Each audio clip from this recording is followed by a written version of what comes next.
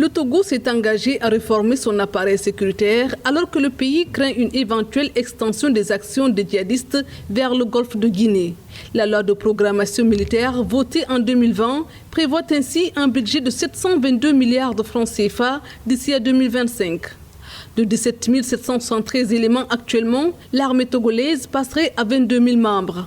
La loi de programmation militaire, qui permet d'avoir un budget de plus de 1 milliard d'euros sur 5 ans, en fait, ne privilégie que l'achat des équipements. La partie formation est limitée à la partie la plus petite. En un seul mot, la réconciliation entre l'armée et le peuple ne s'achète pas. Surtout pas dans un climat d'usurpation de la victoire de l'opposition aux dernières élections présidentielles et législatives. Donc c'est un problème politique avant d'être un problème militaire.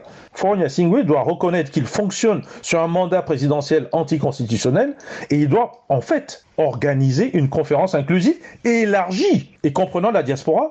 Et il ne peut donc pas le limiter à l'armée. En tout cas pas dans la façon dont il s'y prend. Les autorités prévoient également de rétablir les relations entre l'armée et la population. Des relations qui se sont dégradées lors de la répression des manifestations de 2017. Des ateliers de dialogue ont été organisés dans plusieurs villes du pays qui ont été le théâtre de manifestations, parfois durement réprimées en 2017, notamment à Mango, Sokodé, Atakpamé ou encore Lomé, la capitale. De toute façon, sans le soutien des populations, l'initiative de réconciliation entre l'armée et le peuple se soldera par l'achat des consciences dans les zones peu conscientes, je dirais, des enjeux. Je l'ai déjà dit, c'est en s'infiltrant au sein d'une population laissée pour compte par l'État togolais, ou réduit à la mendicité, notamment dans le nord, que les djihadistes pourraient s'infiltrer, comme ce fut le cas au Mali d'ailleurs.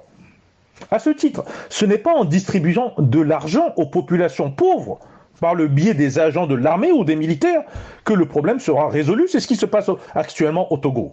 Donc, l'approche doit être revue et doit être élargie. Ce mouvement se traduit aussi par des changements profonds à tous les niveaux de la hiérarchie militaire. La nomination, notamment début octobre 2020, de Marguerite Niakhaté en tant que ministre des Armées, une première pour le Togo, a été perçue comme une réelle volonté politique de changer la donne.